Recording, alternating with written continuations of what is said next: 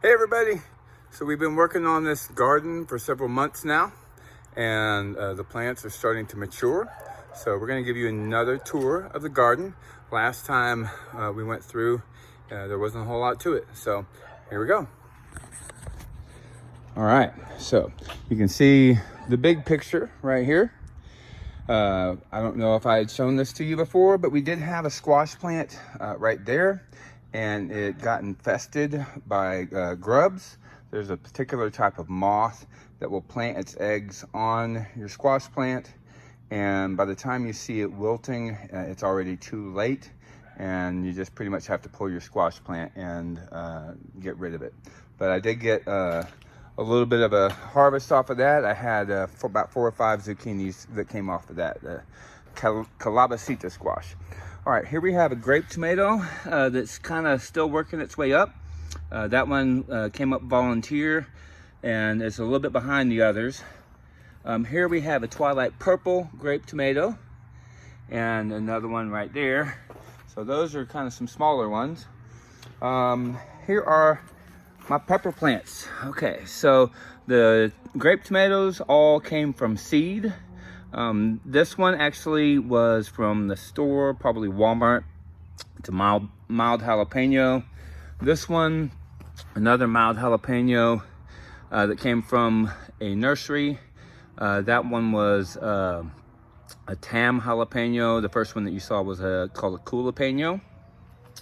Right here, this one I actually planted from seed. It's starting to flower. We got this one that's not going to make it, so you just kind of pull that and let it go. When you have your tomato plants, you see that this one is starting to flower here. Your low branches, you want to pluck them off, pinch them off. They call them suckers, and if you do that, then it'll get tall faster and get better growth, because it starts actually focusing its energy on growing upwards and even outwards a little bit more. And you'll get more fruit also if you will actually prune it and don't just let it grow wild.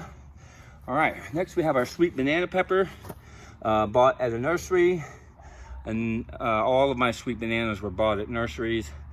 Here's a yellow sunburst grape tomato. You can see this one's getting pretty big. I did take some of the lower branches off in the last couple days to help it out. It's starting to flower, so it'll be producing very soon. Here's this big brother, planted about the same time. I'm not sure exactly what happened that caused this one to grow so much faster, but again, the little suckers, these are kind of like little armpit hairs right there. This is never really going to become anything, so you just take those off, because otherwise they'll get into becoming big suckers, and it just kind of robs the life of the plant. However, what we do see is grape tomatoes coming along, so we are starting to get produce now. We have bell peppers. These came up out of compost, and we're going to see how they do, see if they do anything. Sometimes you see some dead stuff on there. You just take it off so that it can do what it needs to do. Here is, this one would be, okay. This would be just another grape tomato that came up, and something is choking this one out. That's weird. So something got wrapped around the tomato as it was forming, and so now it's got this really odd shape to it. That should be interesting. But anyway, so you can see we've got a bunch of little ones here. These are grape tomatoes. They are delicious. If they dry in the sun, they get really sweet. I call those tomazons, and they taste tomazon. All right, here we have a black cherry tomato. The black cherry tomato here is starting to produce. We have some tomatoes on the vine now. Another thing you want to do is just make sure that you keep it growing upward, because they are actually a vine, and they'll grow any which way you let them, and so they'll go along the ground. But if you have them on the ground, they are more likely to get disease.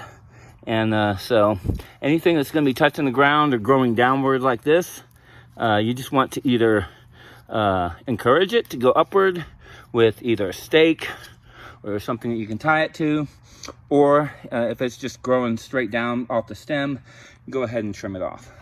Here's another black cherry tomato right there. Those are just kind of getting started. I put a little bit of stuff to fertilize them, some coffee grounds and some tea leaves and stuff like that. Now here's what has just gone absolutely nuts, is my Roma tomatoes. So these, for whatever reason, have done probably better than any of the other ones. And what I'm gonna do is I'm gonna wind up working this way up through the cage, but I don't wanna do it with just one hand. So I'll do that after the video is done, but you can see we've got some that should be getting mature probably in the next week or two. Both of my Roma tomatoes are just blowing up. All right, the one that you saw at the beginning, this really long one, that's my watermelon plant. And that one is doing really well. We have a bunch of flowers on them. I have had to kind of guide it because it keeps wanting to work its way to the other plants, into my bell peppers and my okra. So I keep putting stakes down in front of it to keep it from doing that. But we have a lot of flowers on it. You can see right here. I don't know how long it'll be, maybe a month or so more before we would actually see watermelons producing on that. So by the time we have watermelons on them, I may not be here anymore. So anyway, next we have our okra. We have a row of okra, actually 2 rows side by side.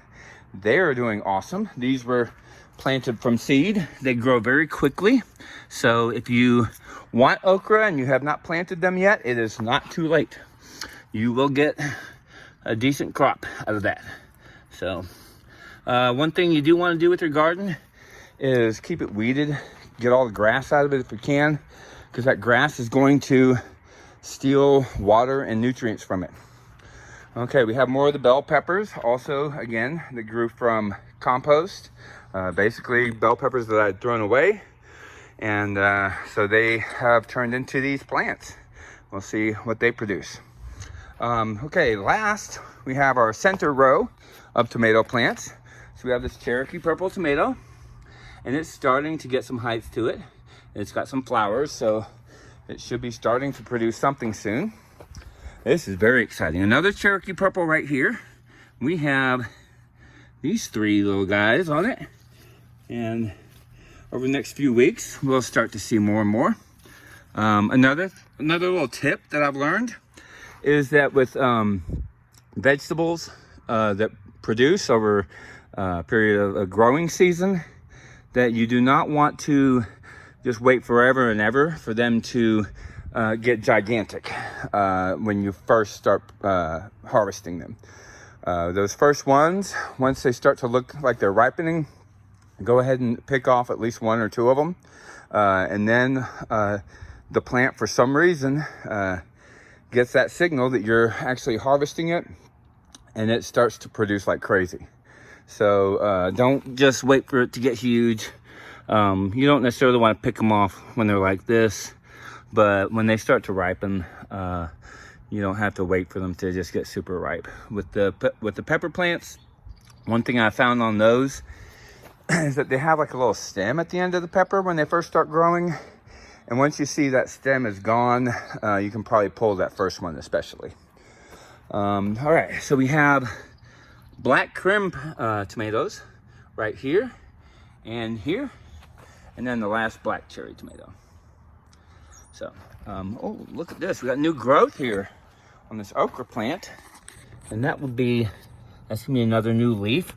One thing that's fun about the okra, as you watch them over the course of the day, they do like radar dishes. So they start out facing eastward, looking for the sunlight, and then over the course of the day, as the sun moves, so do they. So that's just kind of a cool thing about them. So we're gonna go back to me. Hey, here I am again. So this is gonna wind up being almost a 10-minute video. I'm gonna wrap it up. So this garden, at the end of the day, will not be mine. We're selling our house, moving down to the coast. And I've known this for a while, but I did it anyway. It's kind of like our students. We help raise up these kids, and it's not really for us, although we do get feedback from them after they graduate. My students know that they will always be my kids, and they know that I love them, not just when they're in my classroom, and I get a lot of great follow-ups from them. So anyway, I hope y'all enjoyed this little tour, and for those of y'all that stuck with us to the end, you know that I love you, And I miss you all. Take care. God bless.